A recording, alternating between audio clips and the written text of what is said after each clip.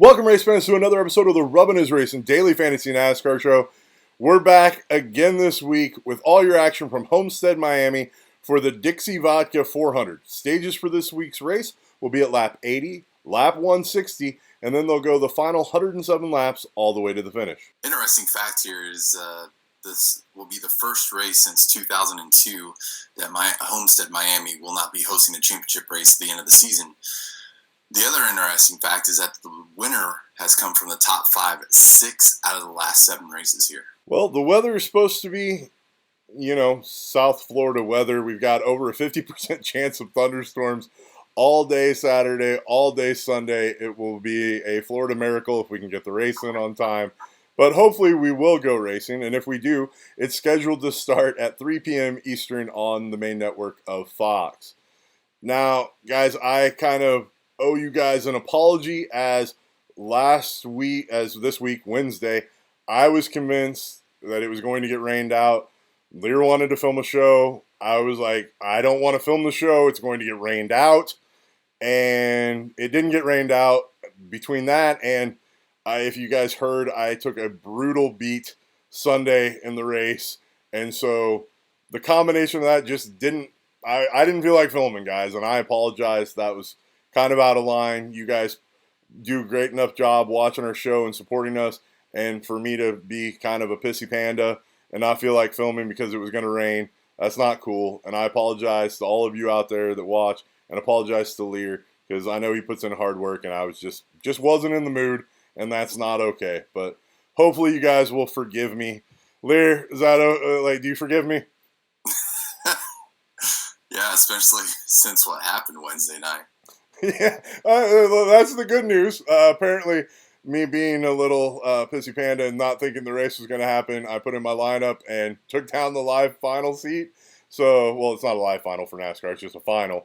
So I will be able to defend my championship, and hopefully that means Liehr's going to get a seat soon, and we'll both be in there battling for the championship again this year. It was a lot of fun last year, and hopefully we can run it back. I mean, I want to repeat. I want to be able to be like, the champ is here. Bring your belt, baby. All right, heck yeah, that's the idea. Maybe this year DraftKings will actually buy me a belt or a trophy like they do every other sport if I win. Yeah, that's kind of one thing you and I have talked about is the mistreatment of the NASCAR people at DraftKings. You know, all these other sports, NBA, baseball, football, especially. I mean, they do all these live finals. They pay for them to go down there. You know, the prize pool is massive. And NASCAR, we're not even on a blimp on the radar. I mean, I didn't even get a congratulatory tweet for winning the world championship from DraftKings last year. So, I mean, and they do photo ops with everybody else and stuff.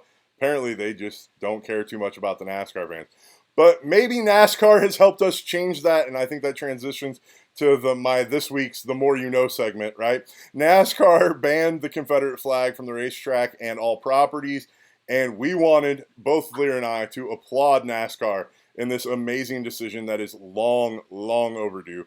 If you guys have watched this show for a while, we have advocated for the banning of the Confederate flag at NASCAR properties for years, and we further advocated for it after the Charlottesville massacre. And you guys, it is about time. Watch the Fortune 500 companies and real sponsors come into NASCAR. We can finally not be ashamed of that dark past of NASCAR, and we can move on and be the sport that most of us believe is one of the best sports out there. And I'm really excited about it. And to all of you that try to justify your belief and support of the racist Confederate flag, a flag that stands for owning people and is a flag of treachery against the United States, you just don't have a leg to stand on. And most of you will say, oh, well, you don't know about the heritage of the South. You don't understand. And the truth is, I do understand, as the descendant of a Confederate commander whose brother was shot in the back while he was a prisoner of war, also serving the Confederacy. I can say that the cause my family fought for was shit. It was racist, wrong, and they were traitors to America. And if I can have that reflexive self-look about my family history, You can too. And let's be honest, what the South stood for and what it fought for was shit. And we need to move past that. Owning people is bad, oppressing people is bad, and racism is bad. That's that, and that's my The More You Know segment. Liehr, do you have anything to add to that? Yeah, brother. I mean, obviously very well said on that. And no, I didn't know that about your family. And, it's crazy. More and more these things happen, the more we learn and the more we listen, and learn. We were talking beforehand, and I didn't even know what Juneteenth was. Never been taught anything about that. And now I know what it is and, coming up next week. But, yeah, it's been – years ago, I remember when we were talking about the Confederate flag and it has no business being at the racetrack. Just because the aura of going to a race and seeing that there, and a person of color would see that, I'm sure that's obviously offending and would hesitate you to go into a facility that has anything like that there.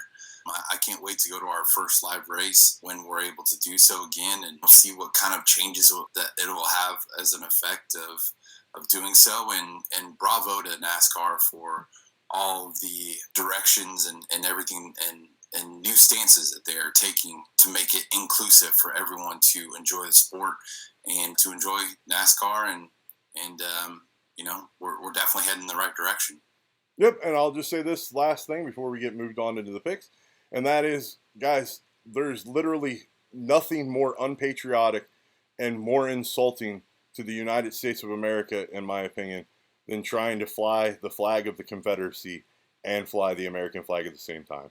If you don't understand that those two ideas are morally, philosophically, and governmentally opposed to each other, then you really need to step foot in a history class and open a damn book. But other than that, guys, let's get to the racing. All right? Liehr, I've done enough talking, I think, so let's let you start off with our first race pick and get us in the action. Well, hopefully that's a prelude to what's going to happen this weekend. I'm definitely going to start off with a guy that's been one of the best of the 2020 season. He had a fantastic Martinsville race on Wednesday night, and going to be talking and won Poppa a seat, and I'm going to be talking about Joey Logano. Like I said, he's came off a night where he led 234 laps. He finished fourth in the race and scored 128 DraftKings points. He was a must-own play on Wednesday night, and coming to Miami is another track that Joey has had some good success and some very good recent success. Logano has put together a really nice and very, very kind of quietish 2020 season so far. Definitely flying under the radar with some dominant performances and the 2 wins. But he's currently second in the driver's points in 2020 behind Kevin Harvick. But Sunday, Joey Bagadonis will be starting second and comes off of a reasonable $10,700 price point, which is the 4th highest on the slate this weekend. Current data is his average finish here is 3rd in the last 2 races, with a win in 2018 where he led 80 laps and starting 5th. But Logano's worst finish here in the last 5 races is 6th. I mean, he hasn't finished worse than 6th place in the last 5 races here. So definitely Penske overall too has been really, really good here. And you're definitely going to have to need some exposure on Logano this weekend. And I know I'm definitely going to be taking some. He's probably going to be a popular pick just based off of what he did Wednesday night and, looking at the data and the statistics. But I think he's definitely going to be one of those guys that you're going to want to roster because, it's going to be Hamlin and Logano on the starting grid. And, you're going to pick your poison. But out of those two, I don't know, man. JGR has not – they've had good long runs. But on the short sprints, to me, I think Logano just gets right out in front of Hamlin and kind of takes it from there. That's the race vision I'm looking at as well. There are race scenarios where I don't have either of those guys being dominant, but if I'm being honest, Logano has been a cornerstone of the last 2 lineups that have done awesome for me. One that won me a seat and one that was literally winning me a seat the entire time until 5 laps to go when DiBenedetto cut a tire. Logano has been on fire as of late, and this is one of his better tracks. I just like the play. Now, in the opposite sort of realm of this play is my first recommendation. And it's not necessarily a recommendation as much as a guy that I think we have to talk about. And that's Kyle Rowdy Busch at 10,100 this week. He's starting fourth. Since 2015, Rowdy has finishes of first, sixth, second, fourth, and first here, leading a total of 41, 1, 43, 21, and 120 laps in those 5 races. The only problem is this isn't the first time, not the second, not even the third time we've made these arguments this season about how awesome and how dominant Rowdy is at a track and how you probably want to roster him. The reality is this Rowdy that exists right now is not the Rowdy we know. And my lineup specifically Wednesday night benefited enormously by me choosing to fade Rowdy and not play him because of his recent track history. Okay, with that said, at some point, Rowdy and JGR are going to snap out of this funk. And if you do play him, you will be ahead of the trend. He may have low ownership again this weekend for as good as he is here, just because he's been terrible so far this season. Going multiple laps down at Martinsville just crushed people with that lineup. But, man, DraftKings gave us a discount. I don't ever remember Kyle Rowdy Busch being 10,100 in the history of us playing. This is just crazy cheap. I don't know, man. They're tempting me, but I don't think I can make the play. I've gone back and forth. Liehr, part of me wants to get ahead of the curve on this play. Part of me is like, dude, you're making money. You're doing great things without him. Just keep fading him. What do you think this week, man? Well, it's first, it's, which voice do you listen to? I mean, they're both talking to you at the same time. But the other thing is, that's the $10,100 price point's almost going below the Mendoza line with for a superstar. Yeah, I agree. Yeah. And you were talking about the funk. We want the funk. Do we want the funk? Gotta have that funk because I think that's the right way. Turn it around, man. Make my funk the P-Funk. I wants to get funked up. I wants to get funked up Rowdy Busch style, like with the good funk, not the bad funk that he's been emanating. We need that good funk, that sweet rhythm funk. and honestly, this is his chance and his opportunity to get the funk out. He literally is, starting fourth. So I don't know, if he'd be on the inside or the outside, depending on, Hamlin. I'm assuming, though, that they're probably going to try and have a train with the JGR guys, 1, 2 behind each other. But I don't know if they'll have that choice or not. But, I'm right there with you. I played, a handful of lineups on Wednesday night, and I had just one team with Kyle Busch. And, it was crazy. I think it was almost like 50% owned or 48, between 45 and 50% owned in the big boy. And that's crazy. And a guy of that caliber going multiple laps down. Now, granted, he had mechanical issues. I guess he was having issues with the brakes, but that can't happen. Well, dude, when has that team not had? Well, sorry to interrupt, but when has that team not had issues this year? They seem to find a way to have an issue of some kind at every track, and that's my problem with it. But dude, the price tag's so good, and he's so good here. But every week, the devil and the angel on my shoulder are arguing back and forth. Yeah, and I don't know if you know this, but him and Chase Elliott had L1 penalties after the race at Martinsville for a lug nut. So the problems just continue for this team, and it's almost like gonna have to take that stance of until he proves you wrong. I love how you're taking my stance that I literally told you on the phone this weekend. But no, I know, this is why I had to bring it up, because even with me taking that stance, DraftKings pricing and his track history is doing a number on me. So I figured it would be doing a number. I guarantee you too, it's gonna do it on a lot of people. They're gonna see $10,100 and go, I have to make this play. Yep. And maybe this is the weekend.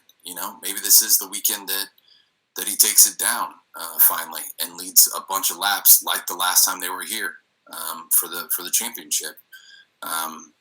If he can lead 100 laps and win the race, I mean, he's a must-own guy. So, or if he leaves 40 and finishes anywhere in the top 6 like he has here the last 5 races, he'll be on the winning lineup. But, that's a lot to ask for when his car hasn't showed up. All right, Liehr, who's your next pick, buddy? I think we've pounded the Rowdy thing to death. Beating it with a dead horse. But, I'll probably, if I have multiple lineups, I'll at least have one Rowdy. But I think I'm going to be taking the lower stance on it this weekend. But another guy that, or as in Poppa would say, that transitions us well to my next pick, which is the one, the only Kevin Harvick. Harvick's been obviously the 1.5 mile dominator so far in the 2020 season. He has 2 wins so far, and there are more dominant performances to come, in my opinion, for sure, in 2020. But it's no surprise that he's the highest costing driver this week at 11,800. He's going to be starting from the 7th position from the draw. But Harvick ranks 4th best here in the last 2 races at Miami with a 4th place finish, and he led 41 laps, and a 3rd place finish in 2018 where he led 58 laps. In fact, Harvick has led laps in 5 out of the last 6 races here, with no laps led in 2017. That was the outlier there. But he has won here, but that win came all the way back in 2014. The crazy stat is that Harvick has not finished outside the top 5 in the last 6 races. This guy is just a 1.5 mile beast at these intermediate tracks, and this is one of his best tracks. He will definitely be highly owned and highly regarded on Sunday, and it's definitely justified. But he must lead a good chunk of laps to pay off his salary this week, as he is the top dog on the slate. I agree. The problem with the Harvick play, in my opinion, is the amount of laps he has to lead is more than what he traditionally leads at this track. Right. Even when you figure in the potential for a little bit of positive place differential starting 6th and having some goodness there. My concern is that he actually pays off at his price point. I love Harvick, but there are races and times when they price him that unless he super dominates, you still can't make that play. Even like there's a scenario where he can win this race at his salary and not pay off if he doesn't lead a bunch of laps. Right, exactly. So I'm glad you put him as the guy that we talked about right after Rowdy, because I think they're very similar in that vein. Like, right, they both should have good finishes here, but can they do enough to warrant their salary and do enough to not mess you out of a winning lineup? And I'm not sure either one of them can. Somebody I'm sure can, and who grades out as the best recent driver here, is Martin Truex Jr., who's starting 6th and is 11,400.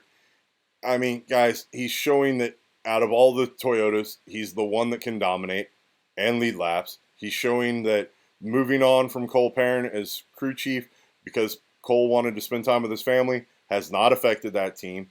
That team should honestly have at least 3 wins right now instead of just the 2 they have. Instead of the 1 they have, they should have 3. Like, they are good, and they look really good and have been dominating. Let me give you a little bit of his track history here so you don't think I'm fanboying out on Truex, as he was on my lineup that got me the live final seat both years in a row the last 2 years.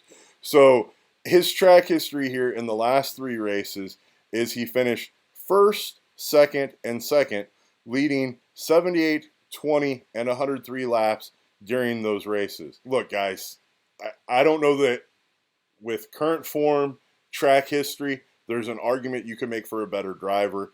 I will be rostering Truex on most of my lineups this week. Liehr, your thoughts?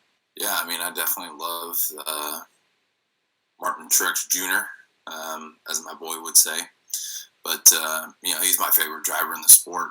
I was just concerned this season how that transition would go with Cole Perrin leaving. But, they've worked out some of the kinks so far. I mean, and I feel like they've gone through what they need to get through in order to get where they want to get this season, and that's winning another championship for Martin and JGR. So, I definitely feel like he's going to have the ability to lead laps and be very, very dominant on Sunday. I think he's going to garnish probably a pretty high ownership. He's 11,400, so I mean, second on the slate behind Harvick. But if he does what Truex does, I mean, you got to have him. So I definitely will be owning quite a bit of him. All right, buddy. So after your Truex play that you're going to own quite a bit of, who's another guy you're looking at? Who's your next pick? Kind of going out of the realm of, what I normally do, just to kind of bring some light and shed some light to somebody that hasn't been talked about in quite a while, but it's been, warranted because unfortunately they've been put in positions where they couldn't be picked because they don't have the talent to be there. But that is one Eric Almirola and the Stewart-Haas boys in the number 10 garage. They've definitely had a rough 2020 season so far. But he's has been starting, like I said, way too high in many of the recent races due to the owner points and the draw. But since he had such a poor finish at Martinsville, he finally sank his owner points to get out of that top 10 to where he kept starting from that second position every single time. And I was blown away by the fact, too, just kind of a sidebar note of him going around Blaney right from the get-go at Martinsville. I was like, whoa. Hoping that didn't, set a trend for all night, but that didn't last very long anyways. But Almirola, he's going to be starting from the 21st position on Sunday, and he's got a fantastic price point of $6,300, which is, pretty cheap, especially for somebody where he's starting at. His average finish here in the last two races is 15.5, and an overall average finish of 21st. But most of that obviously came when he was with Petty Motorsports. But I think he's definitely a good value here, and in that Stewart-Haas equipment, which has also been good here. I don't feel like he's going to garner a major type of ownership because I think people are, used to not playing him. Some of the new people that have been playing fantasy don't really know him either. So I think this is a great opportunity for Almirola on Sunday to come out and possibly be somebody that will be on the winning lineup when it comes to Sunday night. So, but this is definitely a good spot to finally give him a play and give him that plus button to add him to your lineup. Yeah, absolutely. I agree wholeheartedly, and I think it's going to be an overlooked play, and he's one of the multitude of value guys that you can play this week. And I think that transitions me well into talking about my last pick, which is Mikey McDowell. Mikey McD, gotta love the guy on my winning lineup. And once again, $5,200. He's starting 30th. Look, I don't know who does pricing at DraftKings. I just know that they apparently hate Mikey McDowell. And either that or they just don't understand how much better his equipment is than all the other guys in the range next to him. But like the two front row guys are priced at $5,200 and $5,300. Both those cars finish over half the races in the teens, and it doesn't make sense to me that they're that cheap with backfillers that are lucky to finish higher than 33rd. Absolutely insane to me. I will roster McDowell again this week, most likely on my lineup. I think it's a free square. As I would say if I talked about myself in the third person at all, Poppa likey. Like, keep messing up the price. Keep giving me the free square. And please, fantasy community, keep not playing him for some reason. Like, he wasn't even high owned at that price tag Wednesday night. It was ridiculous at 5,100. Like, absolutely absurd. But, guys, I think he's going to go criminally underowned again, and that's because there's a slew of value guys this week. They're just told you one that's a great play. I think another one is Ryan Preece starting 33rd at 5,700. Another one is Cole Custer starting 35th at 6K. You've got the Ty Dillon play in the range we love to make it, starting 32nd, right? That's a dream scenario for Ty Dillon at 6,700. I'd rather see that price tag down around 62, but still it's a play you have to think about. You've got Tyler Reddick starting 24th at 7,300. You've got Matt DiBenedetto, who is way underqualified with this random draw at 23rd at 8K. And then, I'm sorry, the guy that sets pricing for DraftKings has to be like the biggest Chris Bell fanboy, because they have him priced starting 36 all the way up at 9,300 in Levine Family Racing Equipment. And although I love Levine Family Racing and support them as the JGR like brother program, ain't no way I'm paying $9,300 even starting dead last. I'm sorry, that's an opportunity cost of a potential dominator, and there's zero chance that car gets up and dominates. It can only get you place differential. Now, could it theoretically pay off? Sure, but all that other value that I just talked about and that Liehr talked about will literally have to not pay off for him to work out. Liehr, do you want to talk about those value guys some more? Yeah, I would say whoever does the pricing, they have an affinity for Jimmy Johnson. Yeah, that was ridiculous Wednesday. Yeah. And they, for some reason, I don't know why, but they really, really like Daniel Suarez too. It's going to be one of those where I love the Benedetto play, but 8K is kind of pushing it a little bit. Mm-hmm. But, you've got other guys in that area too. I think Reddick's going to be a massively highly owned play. He's been really, really good for Richard Childress this year. Been proving that too on these 1.5 mile tracks. So I'm Speaking of which, real quick, dude, how much better is he in that ride than Daniel Hemrick was last year in that same ride? I mean, it's a night and day difference, dude. It is. And I think that has a little bit to do too with personality types as well. I mean, I don't know. I'll just leave it at that. But then, you got somebody else that you got to talk about, Ricky Stenhouse Jr. Last time we were at Charlotte, 1.5 mile tracks, he's been killing it, slaying it this year, 2020, at these 1.5 mile tracks. So start 19th, that's a pretty sweet spot for him as well. Well, actually, while you've done that, let me go ahead and talk about these guys in the teens. If you run the math on these guys in the teens, including Sticky Ricky, they literally have to get super high up, and I mean by super high up, he needs a top 10 plus finish in order for him to pay off. And then he still has to have those value guys not pay off. Normally, we're like a guy in the teens, if you pick the right one, like say Sticky Ricky does it and has like a 7th place finish, and that if you guess the right one, you're going to hit. I don't know, man. I don't know that a lot of those guys are going to move forward. And the math says that unless that entire field of value scrubs out, those teens guys aren't going to be the guy. And the one that looks the best, because he's 19th, is Sticky Ricky. Sorry to interrupt. I just had to get that out there. No, you're good. I think also a semi-popular play, and he's still way down there in salary, is Eric Jones too. I mean, starting from 15th, but he's had a rough couple of races at it here for a little bit. So, but I mean, how can you not play the Cole Custer at 6,000 at 35th? I mean, it's just, we have times in certain situations where it's just a no-brainer free square play. It's just Cole Custer, in my mind, is somebody you just lock and load on every single lineup, because it's going to be at that price and that starting position. In Stewart-Haas equipment, absolutely. Yeah.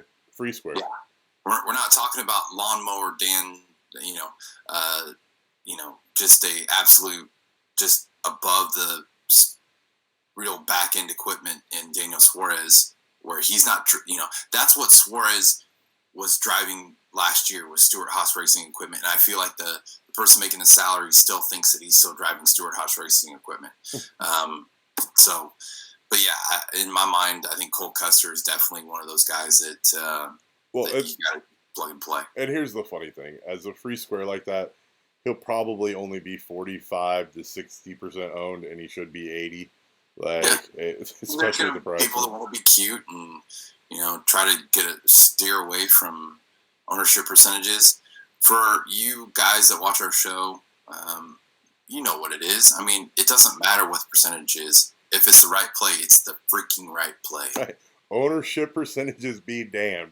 And when you try to guess them, you're almost always wrong on your guess. Yeah. I mean, I don't know how many times we thought somebody was going to be high owned and they come in sub 20 and you're just like, what? Right. Welcome to Fantasy NASCAR, kids.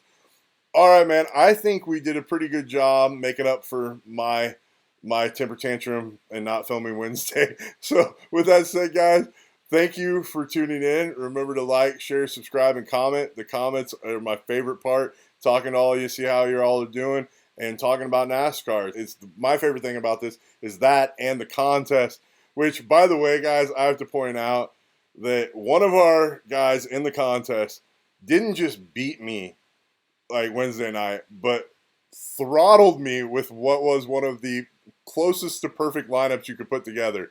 I took second place in our league the night I win the single entry tournament and win my live final seat. So that should tell you how awesome. And also the 121. Well, that was a single entry. That's my point. That is how awesome our league is, with really good people really competing for a lot of fun. And so if you're not a member of our league, it's absolutely free. Feel free to join it. We'll post the link.